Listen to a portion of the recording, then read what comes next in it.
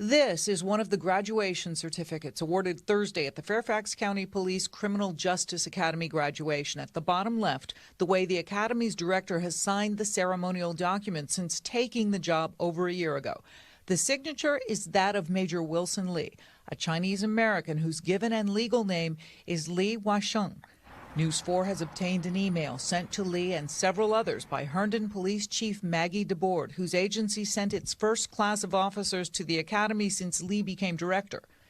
DeBoard writes, "I just found out that the academy graduation certificates were signed by you in some other language, not in English.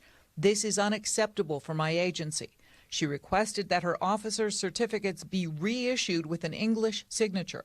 When News 4 requested comment, we received a statement from Chief DeBoard, who has more than 3 decades of law enforcement experience in Northern Virginia and became Herndon's chief in 2012. She said, "Because we operate in our profession on a written common platform of English, I have asked to have our officer certificates reissued to the graduates with the commander's name written in English, as has always been the tradition." The statement goes on to say, "There was no intention of racial insensitivity on my part when I made the request to address this change." News 4 requested comment on the matter from both Major Lee and Fairfax County Police.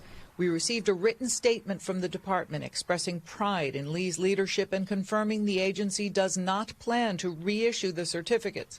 It goes on to say, "Our last several recruit classes are majority and minority as we make historic strides to better reflect the community we serve," adding, "Any expressed sentiments that appear to take issue with these realities are unfortunate and not reflective of Fairfax County's commitment to our inclusive One Fairfax mission." Open the door now. The 2 Warren police officers seen in this body camera video in a violent struggle with a semi-truck driver in July of 2023 have now been arraigned for assault. The Macomb County Prosecutor's Office said Friday officers Damian Player and Carlos Taylor used unnecessary force when arresting the truck driver during an out-of-jurisdiction traffic stop that happened in Centerline. But sources say the victim's legal team settled the case in record time, taking just over a month, agreeing to a payout of about $400,000. I've been with Feiger Law for 24 years now, and never in my career have I ever seen a case from the date of the incident get resolved within 33 days. Attorney James Harrington is suing the city of Warren for $50 million in a separate, unrelated case of accused officer misconduct. It's the case of fired Warren officer Matthew Rodriguez, seen in surveillance video striking a carjacking suspect multiple times while he was being booked. Harrington says something just doesn't add up when it comes to Warren PD. I think there's a lot of curious circumstances that have a lot of questions that are unanswered that I do think that Warren should be transparent and answer. Now terminated Warren Police Commissioner Bill Dwyer sent Fox 2 a letter he originally sent to another media outlet about the Centerline case, saying the victim in this body camera video never filed a complaint against the department and that the city's legal department handled the settlement, not Warren Police.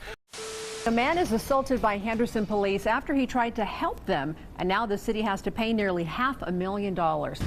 For Jim Herndon, it's been 6 long years since he became the victim of excessive force by Henderson police. Bad situation got out of hand and things just spiraled. He was an assistant store manager at Sportsman's Warehouse. Officers arrive after a call about an armed shoplifter. Here, officers approach the suspect and he runs. We had a firearm. Herndon, I didn't know what he would do. a former law enforcement officer for more than 2 decades, Just instincts from lots of years of training. intervenes. I recall jumping on him. But he never expected what would follow. I saw stars. This is Sergeant Michael Gillis ramming Herndon in the head with an M4 and using a stun gun. Somebody had their hands wrapped around my throat and was lifting me up, so I peeled fingers off my throat. Got hit a few more times in the face. He says he suffered multiple injuries, including a concussion, and he has permanent nerve damage and some memory loss.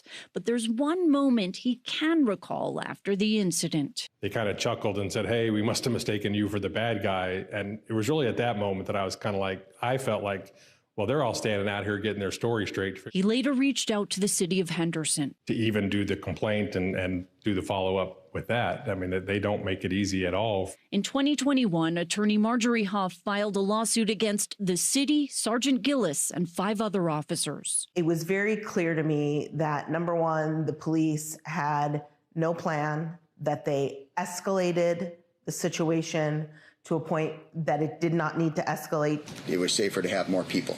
This is Sergeant Gillis on the stand. And you would not change a thing. No. He testifies the incident tarnished his reputation, a claim Huff is ready for. But you had previously had excessive force complaints for punching a woman in the face. There was questions on it, allegations, yeah. You had allegations against you for sexually harassing women at the Starbucks where you would do your paperwork. I don't think it was that wordage, but yeah. Also for inappropriately selling weapons. Yep. Voiding traffic tickets for friends and family. Yes, I did that. 5 to 10 inquiries about using excessive force by Internal Affairs. Sounds probably right. You've been placed on leave with pay 4 times. Yes, ma'am. What types of incidents cause an officer to be placed on leave with pay? Shooting incidents where somebody dies or there's substantial bodily harm to that person. And then the verdict, the city of Henderson must pay $450,000. What stands out to you about the Henderson Police Department after handling this case? They clearly have a culture that allowed this to happen.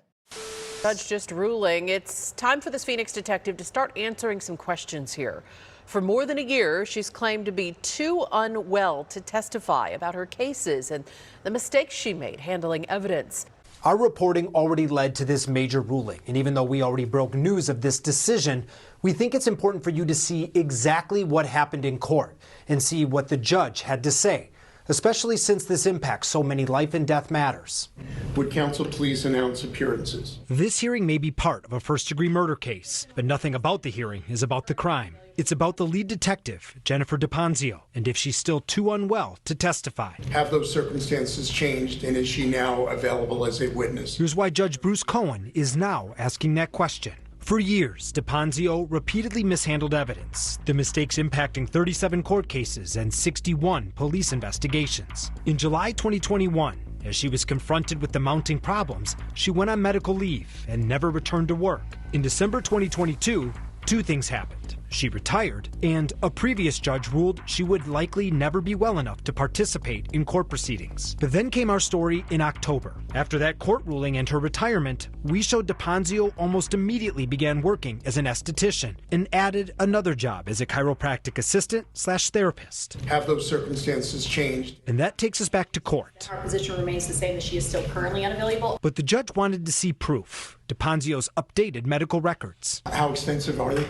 They're not extensive at all, Judge. The judge also wanted to read them right away. I'll just go do this. And DePonzio's attorneys handed over the file. After 30 minutes, the judge returned and let both sides argue their side. Because I think there are failures, investigative failures, that need to be held to account before a jury. The defense attorney, who's not been allowed to see DePonzio's confidential medical records, highlighted evidence from our story about her working. He explained how it fits in a timeline. Remember, on December 16th, 2022, the court was provided medical records and ruled DePonzio may never be available. Then on December 28th last year, she officially retired under a disability claim. Just a few days later, on January 2nd, 2023, this is the first post for her business Instagram page. It said, "It's time to get busy." But she retires on December 28th, 2022, and then let's get busy on January 2nd, 2023. Was Ms. DePonzio being transparent with what was provided to the court at the time when we look at it in the context of what we now know? That's much different physically. DePonzio's attorney did not dispute the evidence in our report. In fact, she told the court she's not interested in our facts. I am not going to get involved in the media spectacle that has been trying to be made of my client. Not only does that not help with her current health condition, but again, I don't take facts from the media. My client continues to suffer from ongoing medical issues that impact her life in significant ways. But the judge asked again if anything has changed in the past year about her ability to testify. You're saying it's just as true now as it was then? Yes, Judge. And without getting into it, it's on the strength of whatever updated records you provide? Yes, Judge. Again, I can only provide the court with information that I am given, both through my client and supported by her medical records. Multiple times, DePonzio's attorney told the judge she's just relaying what she's been provided. And their bottom line is she can't testify. Based on the information that I have seen, that I have provided to the court independently, yes, that is our position. After the 2-hour hearing, the judge ruled it's time for DePonzio to start answering questions. Defendants' due process rights outweigh the individual rights that have been identified regarding Detective DePonzio. And he said it's time to get this case and many others back on track. I have great fear about this becoming a trial within a trial. And for the last 6 months, this has almost exclusively been about Detective DePonzio. The judge even referred to it as the, quote, DePonzio trial. But he said it's been necessary and important. Everybody has said, we're going to let this be the case that kind of directs, in some ways, what goes on in the others. So I know there are a number of people waiting in the wings to see what you may get out of this. But we had to go down this path. I think that all government is a waste of taxpayer money.